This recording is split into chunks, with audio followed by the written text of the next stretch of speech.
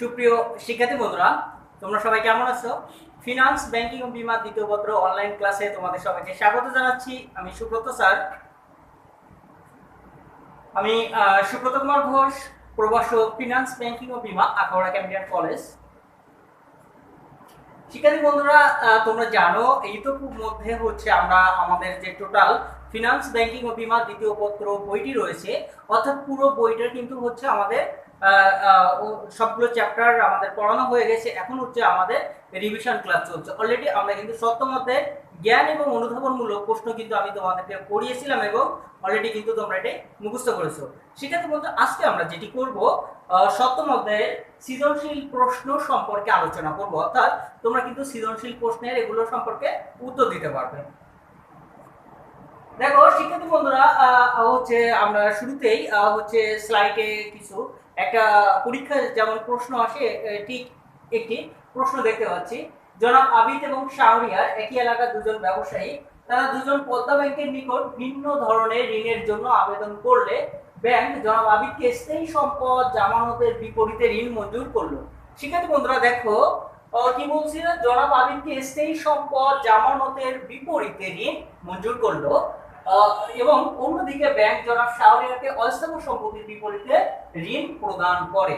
শিক্ষার্থী বন্ধুরা, আমার কিন্তু উদ্দীপকটা খুব একটা ভাইটাল একটা ফ্যাক্ট। গ এবং ঘ, অর্থাৎ আমরা সবাই জানি সৃজনশীল প্রশ্নের চারটি অংশ থাকে।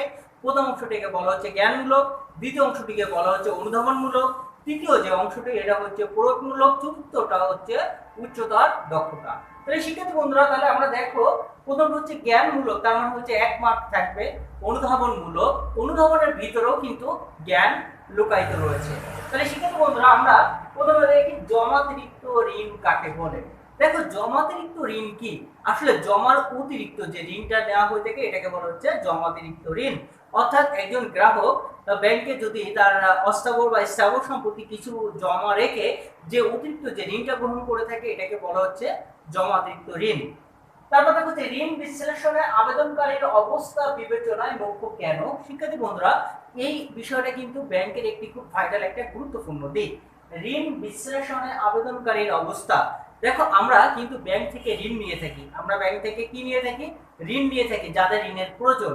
অন্যথায় ব্যাংক যখন আমানতকারীদের কাছ থেকে অর্থ আমানত হিসাবে সংগ্রহ করে থাকে, এক্ষেত্রে কিন্তু হচ্ছে যে ব্যক্তি ঋণ নিচ্ছে বা কোন ব্যক্তি ঋণ দিচ্ছে এক্ষেত্রে কিন্তু অতটা যাচাই বাছাই করার প্রয়োজন পড়ে না। কিন্তু ব্যাংক থেকে যখন এক্স ওয়াই বা জেড নামের কোনো ব্যক্তি ব্যাংক থেকে ঋণটা ধার নিচ্ছে, তখন কিন্তু অবশ্যই ব্যাংক বিবেচনা করে ওই যে এক্স ওয়াই বা জেড নামের ব্যক্তি, যে ব্যক্তিটা ব্যাংক থেকে অর্থটা ধার নিচ্ছে, ওই ব্যক্তির পরিচয় সম্পর্কে ব্যাংক জানতে চায়। অর্থাৎ ওই যে আবেদনকারী অর্থাৎ ঋণের জন্য আবেদন করেছিল, ওই ব্যক্তির যোগ্যতা, ওই ব্যক্তির সততা, ওই ব্যক্তির চরিত্র এবং ঋণ বিশ্লেষণ সম্পর্কে যাচাই বাছাই করে থাকে ব্যাংক কর্তৃপক্ষ। কারণ শিক্ষার্থী বন্ধুরা, তোমরা বুঝতেই পারছো, এর কারণ হচ্ছে যদি আবেদনকারীর বা যে ঋণ গ্রহণ করবে ঋণ গ্রহণকারীর যাচাই, ঋণ গ্রহণকারীর যোগ্যতা, চরিত্র বা এই ঋণটা কোন কাজে প্রয়োগ করে থাকবে এবং এই যে ঋণের যথাযথ ব্যবহার কোন ক্ষেত্রে প্রয়োগ করা হবে, এগুলো যদি অর্থাৎ ঋণদাতা যদি এগুলো বিশ্লেষণ না করে, তাহলে কিন্তু ওই ঋণ যে ব্যক্তিটা নিল, এক্স ওয়াই বা জেড নামের যে ব্যক্তিটা ব্যাংক থেকে ঋণ নিল, তখন কিন্তু এই যে ঋণের অর্থটা ব্যাংক যথাসময়ে ফেরত না পাওয়ার সম্ভাবনা থাকে যদি কিনা ব্যাংক কর্তৃপক্ষ যাচাই বাছাই না করে। শিক্ষার্থী বন্ধুরা, এই যে ব্যাংক যদি যাচাই বাছাই না করে, তাহলে কিন্তু ওই ব্যাংক করতে ঋণের অর্থ ফেরত পাবে না। যদি ব্যাংকে ঋণের অর্থ ফেরত না পায়, তাহলে কিন্তু ব্যাংকের দুর্দশাগ্রস্ত বা সমস্যাগ্রস্ত ঋণে পরিণত হবে এবং ওই ব্যাংকটি দেউলিয়া হয়ে যেতে পারে। তাহলে শিক্ষার্থী বন্ধুরা, তাহলে দেখো ঋণ বিশ্লেষণে আবেদনকারীর অবস্থা বিবেচনায় মুখ্য কেন, তাহলে অবশ্যই ঋণ বিশ্লেষণে আবেদনকারীর অবস্থা বিবেচনায় মুখ্য রয়েছে এইগুলো কারণে। কারণ ব্যাংক যদি যথাসময়ে ঋণ প্রদান করে এবং যে ব্যক্তিটা ঋণ গ্রহণ করছে, ঋণ গ্রহণকারীর যদি সঠিক তথ্যটা যাচাই বাছাই না করে, তাহলে কিন্তু ওই ব্যক্তির কাছ থেকে ঋণের অর্থ সঠিক সময়ে ফেরত পাওয়ার সম্ভাবনায় থাকে না। এক্ষেত্রে কি হতে পারে? এক্ষেত্রে ব্যাংক কিন্তু দেউলিয়া হয়ে যেতে পারে। তাহলে শিক্ষার্থী বন্ধুরা, আমরা এই জন্য অবশ্যই ঋণ বিশ্লেষণে আবেদনকারীর অবস্থা বিবেচনায় আনা হয়ে থাকে। তাহলে শিক্ষার্থী বন্ধুরা, আমরা দেখো আলোচনা করলাম ক এবং খ নাম্বার প্রশ্নে অর্থাৎ জ্ঞানমূলক এবং অনুধাবনমূলক যে প্রশ্নটি ছিল সেটি সম্পর্কে আলোচনা করলাম। এর গতে দেখো কি বলেছিল, আমার গ প্রশ্ন কিন্তু সবসময় উদ্দীপকের সাথে রিলেটেড, ক এবং খ কিন্তু কখনো উদ্দীপকের সাথে রিলেটেড থাকবে না। তাহলে শিক্ষার্থী বন্ধুরা দেখো বলছিল পদ্মা ব্যাংক জনাব আবিদকে যে ধরনের ঋণ মঞ্জুর করেছে, জনাব আবিদকে যে ধরনের ঋণ মঞ্জুর করেছে, দেখো জনাব আবিদ এবং শাহরিয়ার একই এলাকার দুজন ব্যবসায়ী, তারা দুজন পদ্মা ব্যাংকের নিকট ভিন্ন ধরনের ঋণের জন্য আবেদন করলে ব্যাংক জনাব আবিদকে স্থায়ী সম্পদ জামানতের বিপরীতে ঋণ মঞ্জুর করেছে। অর্থাৎ ব্যাংক বলছে যে ঠিক আছে আমি আপনাকে ঋণ দিব, কিন্তু ঋণের বিপক্ষে আপনাকে কি করতে হবে, স্থায়ী সম্পদ জমা রাখতে হবে। আর এই স্থায়ী সম্পদ জমা রাখার বিপরীতে যে ব্যাংক যে ঋণ প্রদান করে সেটি হচ্ছে বলা হচ্ছে ধার, সেটিকে কি বলা হয়, ধার। কারণ আমরা সংজ্ঞায় জানি যখন ব্যাংক জামানতের অর্থাৎ ঋণ প্রদান করে এবং জামানত স্বরূপ যখন স্থাবর সম্পত্তি জমা রাখে তখন সেটিকে বলা হচ্ছে ধার। তাহলে যেহেতু পদ্মা ব্যাংক জনাব আবিদকে হচ্ছে একটি ঋণ মঞ্জুর করেছে এবং তার প্রধান কারণ হচ্ছে স্থায়ী সম্পদ জমা রাখতে হবে, তাহলে অবশ্যই এটি ধারের অন্তর্ভুক্ত। তাহলে শিক্ষার্থী বন্ধুরা পদ্মা ব্যাংক জনাব আবিদকে যে ঋণ মঞ্জুর করেছে তা প্রকৃতি বিবেচনায় কোন ধরনের, তা প্রকৃতি বিবেচনায় ধার। অর্থাৎ ধার কেন বলা হচ্ছে, যখন ব্যাংক অন্য কোনো ব্যক্তি বা প্রতিষ্ঠানকে ঋণ প্রদান করে থাকে এবং তার বিপরীতে হচ্ছে সম্পদ জামানত হিসেবে অর্থাৎ স্থাবর সম্পত্তি জামানত হিসেবে জমা রাখে, তাকে বলা হচ্ছে ধার। তাহলে শিক্ষার্থী বন্ধুরা অবশ্যই এই যৌক্তিকতায় তার প্রকৃতি বিবেচনায় কোন ধরনের ঋণ বিবেচনা করেছে, ধার। আমরা গ নাম্বারটা দেখি, ব্যাংক কর্তৃক জনাব শাহরিয়ারকে প্রদত্ত ঋণ জনাব আবিদকে প্রদত্ত ঋণ অপেক্ষা অধিক সুবিধাজনক যুক্তি দেখাও। তার মানে দেখো জনাব আবিদ এবং শাহরিয়ার দুইজন একই এলাকার ব্যবসায়ী ছিল, এই দুইজনকে কিন্তু দুইটা ধর্মের অর্থাৎ দুই ধরনের ঋণ ব্যাংক প্রদান করছে। এখন এই দুই ধরনের ঋণের মধ্যে বলছে যে একজনের ঋণটা অধিক সুবিধাজনক, এই যে একজনের ঋণটা অধিক সুবিধাজনক তার সপক্ষে তোমাকে যুক্তি দেখাতে হবে। তাহলে একটু আমরা খেয়াল করি, তারা দুইজন পদ্মা ব্যাংকের নিকট ভিন্ন ধরনের ঋণের জন্য আবেদন করলে ব্যাংক জনাব আবিদকে সেই সম্পদ জামানতের বিপরীতে ঋণ মঞ্জুর করে, থেকে ব্যাংক জনাব শাহরিয়ার অস্থাবর সম্পত্তির বিপরীতে জামানত মঞ্জুর করে বা ঋণ মঞ্জুর করে। তাহলে একটি হচ্ছে অস্থাবর সম্পত্তি, আরেকটা হচ্ছে স্থাবর সম্পত্তি। তাহলে শিক্ষার্থী বন্ধুরা দেখো আমরা স্থাবর সম্পত্তি মানে হচ্ছে ধার আর অস্থাবর সম্পত্তি মানে হচ্ছে নগদ ঋণ। তাহলে এখানে বলা হয়েছে ঋণ অপেক্ষা অধিক যে সুবিধা, তাহলে অবশ্যই আমরা জানি যে ধারের চেয়ে যদি নগদ ঋণটা পাওয়া যায় এটি অধিক সুবিধাজনক। এবার এই সম্পর্কে তোমরা গুরুত্ব বা ব্যাখ্যা লিখবে, এতে যে সুবিধাগুলো রয়েছে সেগুলো আমরা লিখবে। কারণ যেমন হচ্ছে যদি আমি নগদে ঋণ পাই তাহলে দেখো এই নগদ ঋণটা সাধারণত ব্যাংক অর্থাৎ একজন ব্যাংকের আমানতকারী হিসেবে জমা করে থাকে। একজন গ্রাহক যে কোনো সময় চাইলেই ওই ঋণের অর্থ যে কোনো সময় অর্থ উত্তোলন করতে পারে চেকের মাধ্যমে। তাহলে শিক্ষার্থী বন্ধু আর স্থাবর সম্পত্তির ঋণের পরিমাণটা হয়ে থাকে দীর্ঘমেয়াদী এবং এর ব্যয়ের পরিমাণটা হয়ে থাকে অনেক বেশি, কিন্তু নগদ ঋণের কিন্তু ব্যয়ের পরিমাণ হচ্ছে তুলনামূলকভাবে কম হয়ে থাকে এবং এটি যে কোনো সময় একজন ঋণ গ্রহণকারী যে কোনো সময় চাইলে তার চেক কেটে অবশ্যই অর্থটা উত্তোলন করতে পারে। তাহলে দেখো এই দুইটা ঋণের ভিতরে কিন্তু অনেক সুবিধা এবং অসুবিধা বিদ্যমান রয়েছে। তাহলে শিক্ষার্থী বন্ধুরা আমরা যেহেতু ধারের চেয়ে নগদ ঋণ অনেক বেশি সুবিধাজনক, সেগুলো সম্পর্কে আমরা এখানে লিখে মানে হচ্ছে এখানে দেখানো হবে যে জনাব ব্যাংক কর্তৃক জনাব শাহরিয়ারকে প্রদত্ত ঋণ জনাব আবিদকে প্রদত্ত ঋণ অপেক্ষা অধিক সুবিধাজনক। এর কারণগুলো হলো এই যে আমি যে যুক্তিগুলো স্থাপন করলাম, অর্থাৎ এই সুবিধাগুলো থাকার কারণে অবশ্যই জনাব শাহরিয়ারকে প্রদত্ত ঋণ অপেক্ষা জনাব আবিদের প্রদত্ত ঋণ অধিক সুবিধাজনক আলোচনা করা। তাহলে শিক্ষার্থী বন্ধুরা তোমাদের পরীক্ষায় কিন্তু এই ধরনের একটি প্রশ্ন থাকবে, তোমরা অবশ্যই উদ্দীপকটা ভালোভাবে পড়তে হবে এবং উদ্দীপকের মধ্যে কোন তথ্য রয়েছে সেগুলো তোমাকে খুঁজে বের করে এর উত্তরগুলো লিখতে হবে। তাহলে ক এবং খ, তাহলে আমরা অলরেডি একটা সৃজনশীল প্রশ্ন শেষ করলাম, দেখি আমরা পরবর্তীতে আর কি সৃজনশীল রয়েছে। দেখো মিস্টার রফিক বড় শিল্পপতি, মিস্টার রফিক একজন বড় শিল্পপতি, সান ব্যাংকে তার লেনদেন, কোন ব্যাংকে লেনদেন, সান ব্যাংকে তার লেনদেন। উক্ত ব্যাংকের ম্যানেজার তাকে কোনো বস্তুগত জামানত ছাড়াই, কোনো কি বলছে, বস্তুগত জামানত ছাড়াই দেখো কত টাকা, 10 লক্ষ টাকা পর্যন্ত অধিক অর্থ চেকে উত্তোলনের সুযোগ দিয়েছেন। তাহলে কি বলছে, 10 লক্ষ টাকা পর্যন্ত অধিক অর্থ অর্থাৎ 10 লক্ষ টাকার অধিক অর্থ চেকে উত্তোলনের সুযোগ দিয়েছেন। মিস্টার রফিকের ব্যবসায় বেড়ে যাওয়ায় তাকে অনেক বেশি পরিমাণে কাঁচামাল আমদানি ও প্রস্তুত রাখতে হচ্ছে, তাই তিনি চলতি মূলধনের সংকটে রয়েছেন। তাই তিনি কোন মূলধনের সংকটে রয়েছেন, চলতি মূলধনের সংকটে রয়েছেন।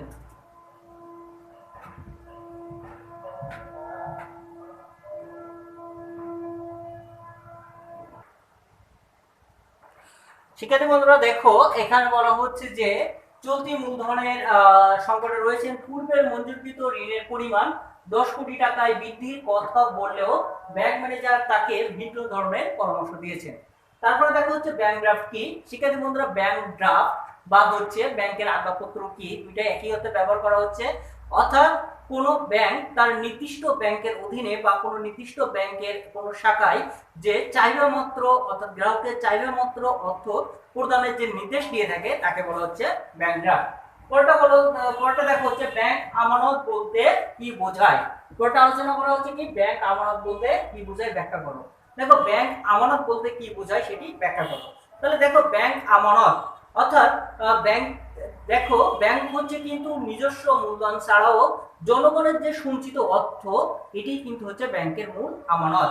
কারণ ব্যাংক হচ্ছে মূলত যখন ব্যাংক ব্যবসা শুরু করে থাকে, এটি হচ্ছে কেন্দ্রীয় ব্যাংকের অধীনে অর্থাৎ তালিকাভুক্ত ব্যাংকের অধীনে যখন ব্যাংক হচ্ছে আবেদন করে, তখন অবশ্যই একটি ব্যাংক গঠন হতে গেলে অবশ্যই তাকে ন্যূনতম 400 কোটি টাকা মূলধন থাকতে হয়। আর এই 400 কোটি টাকা অবশ্যই ব্যাংক শেয়ার বিক্রয়ের মাধ্যমে অর্থ সংস্থান করে থাকে।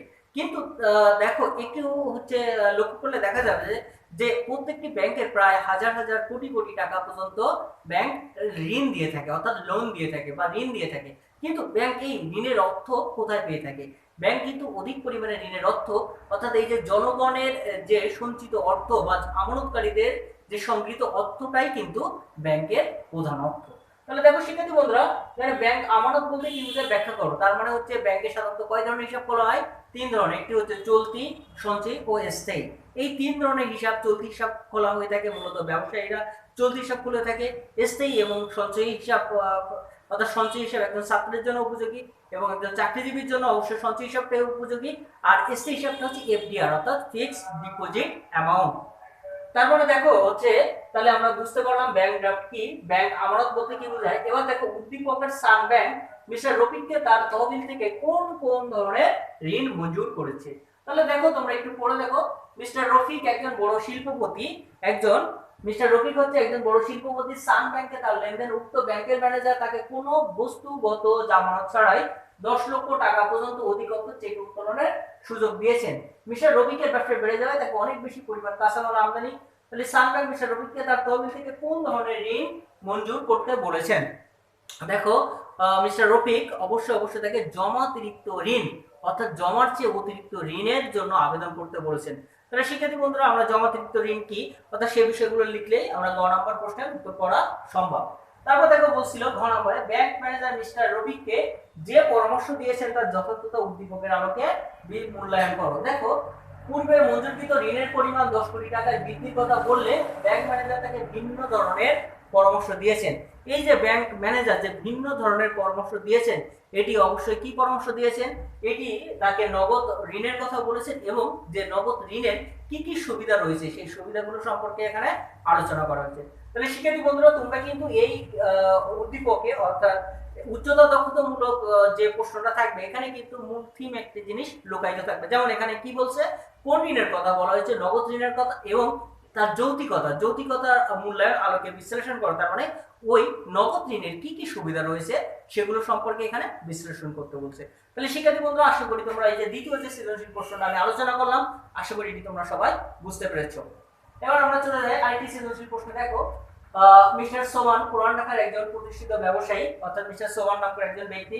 তারা বলছে তিনি সুরভি ব্যাংক থেকে 50 লক্ষ টাকা ঋণ নিয়ে পৈতৃক সম্পত্তির উপর একটি বসতবাড়ি নির্মাণ করেন। পৈতৃক সম্পত্তির উপর একটি বসতবাড়ি নির্মাণ করেন। আচ্ছা, অন্যদিকে এটা পড়া দরকার নেই, আমরা হচ্ছে দেখি সমস্যাগ্রস্ত ঋণ কি। শিক্ষার্থী বন্ধুরা, সমস্যাগ্রস্ত বা দুর্দশাগ্রস্ত ঋণ আমরা ইতোমধ্যে কিন্তু অলরেডি একটি প্রশ্নের ভিতরে আলোচনা করেছি। অর্থাৎ ব্যাংক যখন ঋণ গ্রহীতাকে অর্থ বা ঋণ ধার দিয়ে থাকে, এই ধারকৃত অর্থের টাকা যখন ব্যাংক আদায় করতে পারে না এবং এটি অবিরত অবস্থায় চলতে থাকে বা দীর্ঘদিন যাবত অবস্থায় চলতে থাকে, ব্যাংকের এই প্রক্রিয়াকে বলা হচ্ছে সমস্যাগ্রস্ত বা দুর্দশাগ্রস্ত ঋণ। শিক্ষার্থী বন্ধুরা, এই প্রশ্নটা কিন্তু তোমাদের জন্য ভেরি ভেরি ইম্পর্টেন্ট একটি প্রশ্ন। তাহলে দেখো বাণিজ্যিক ব্যাংকের তহবিলের মুখ্য খাত কোনটি? তাহলে দেখো বাণিজ্যিক ব্যাংক যে অর্থটা সংগ্রহ করে থাকে এর তহবিলের মুখ্য খাত হচ্ছে কিন্তু আমানতকারীর অর্থ। আমানতকারীর অর্থ হচ্ছে কেমন করে দেখো, একটি ব্যাংক যখন গঠন করা হয়ে থাকে তার টোটাল মূলধন থাকে সাপোজ মনে করো 400 কোটি টাকা, তার মানে এটি শেয়ার বিক্রয়কৃত অর্থ। এবং অন্যদিকে যে ব্যাংক থেকে যখন আমি ঋণ নিব, ধরো অনেকগুলো লোক যখন ঋণ নিয়ে থাকে তখন ঋণের পরিমাণ কিন্তু 400 কোটি টাকার অধিক হয়ে থাকে। তাহলে এই যে অতিরিক্ত টাকা এটি কোথা থেকে পাচ্ছে? অবশ্যই জনগণের বা আমানতকারীর সংগৃহীত যে অর্থ। তাহলে দেখো এখানে বলছিল বাণিজ্যিক ব্যাংকের তহবিলের মুখ্য খাত কোনটি, সেটি আমরা আলোচনা করলাম। সমস্যাগ্রস্ত ঋণ কি, সেটিও আলোচনা করলাম। এখন দেখো ব্যবহার অনুযায়ী মিস্টার সোবান কর্তৃক গৃহীত ঋণটি কোন ধরনের ব্যাখ্যা করা, অর্থাৎ মিস্টার সোবান যে ঋণটি গ্রহণ করেছিল এই ঋণটি কোন ধরনের সেটি আমাকে ব্যাখ্যা করতে হবে। তাহলে শিক্ষার্থী বন্ধুরা একটু খেয়াল করলে দেখতে পাবে, বলছে তিনি সুরভি ব্যাংক থেকে 50 লক্ষ টাকা ঋণ নিয়ে পৈতৃক সম্পত্তির উপর একটি বসত বাড়ি নির্মাণ করেন। তাহলে দেখো আমরা ব্যাংক সাধারণত ঋণ দিয়ে থাকে বাণিজ্যিক ভিত্তিতে এবং অবাণিজ্যিক ভিত্তিতে। অবাণিজ্যিক কোনগুলো? যেগুলো বসত বাড়ি নির্মাণ, ঘর বাড়ি নির্মাণ বা বিভিন্ন ধরনের কার্যগুলি সম্পাদনের জন্য যে ঋণটা নেওয়া হয়ে থাকে এটিকে বলা হচ্ছে অবাণিজ্যিক ঋণ। তাহলে দেখো এখানে বলছিল যে বসত বাড়ি নির্মাণ করে, তাহলে এটি ছিল এটি কোন ধরনের ঋণ? এটি ছিল অবাণিজ্যিক ঋণ। ব্যাংক শুধুমাত্র যে বাণিজ্যিক ক্ষেত্রে ঋণ দিয়ে থাকে সেটি কিন্তু নয়, ব্যাংক অনেক ক্ষেত্রে অবাণিজ্যিক ক্ষেত্রে অর্থাৎ অবাণিজ্যিক যে প্রতিষ্ঠানগুলো রয়েছে এগুলো উন্নয়নের জন্য অবশ্যই ব্যাংক ঋণ দিয়ে থাকে। তাহলে শিক্ষার্থী বন্ধুরা এটি আমরা অবশ্যই বুঝতে পেরেছি এটি কোন ধরনের ঋণ দিয়েছিল, অবাণিজ্যিক ঋণ দিয়েছিল। এবার অবাণিজ্যিক ঋণ কি সেটি তো আমি আলোচনা করলাম, এগুলো এবার উদ্দীপকটি লিখে তোমরা ডিটেইলস আলোচনা করলেই হয়ে যাচ্ছে। তারপর দেখো উদ্দীপকের জোনাকি ব্যাংক যে আমানত রাখার সিদ্ধান্ত নিয়েছে সেটির যৌক্তিকতা মূল্যায়ন করো। অর্থাৎ জোনাকি ব্যাংকে যে আমানত রাখার সিদ্ধান্ত নিয়েছে, দেখো এবার আমরা পড়ি। অন্যদিকে মিস্টার আদিল নামক একজন ব্যক্তি জোনাকি ব্যাংক কর্তৃক ইস্যুকৃত 5 কোটি টাকার প্রত্যয়পত্রের বিপরীতে 5 কোটি টাকার প্রত্যয়পত্রের বিপরীতে জাপান থেকে গাড়ির পার্টস আমদানি করেন। টাকা পরিশোধ না হওয়া পর্যন্ত ব্যাংক পার্টসগুলো তার গুদামে রাখবে। তাহলে এই যে ব্যাংক অর্থাৎ ব্যাংকের টাকা যখন পরিশোধ করা না হবে তখন তার পার্টসগুলো কোথায় রেখে দেবে? ব্যাংকে। এটি রাখার অবশ্যই যৌক্তিকতা মূল্যায়ন করো। শিক্ষার্থী বন্ধুরা এটি অবশ্যই একটি যৌক্তিকতা রয়েছে, অর্থাৎ ব্যাংকে কিন্তু অবশ্যই যখন ঋণ নেওয়া হয়ে থাকে অনেক সময় পণ্যদ্রব্য বা অস্থাবর সম্পত্তি জমা রেখে ব্যাংক থেকে অর্থটা ধার নিতে হয়। কারণ এক্ষেত্রে যদি ওই গ্রাহক বা ব্যাংকের ঋণের গ্রহীতা অর্থাৎ ব্যাংকের ঋণ গ্রহীতা যদি ওই ঋণের টাকা দিতে ব্যর্থ হয় তাহলে কিন্তু ব্যাংক কর্তৃপক্ষ অবশ্যই ওই পণ্যদ্রব্য বিক্রি করে ওই ঋণের অর্থ আদায় করে থাকে। তাহলে শিক্ষার্থী বন্ধুরা এই যে পার্টস আমদানি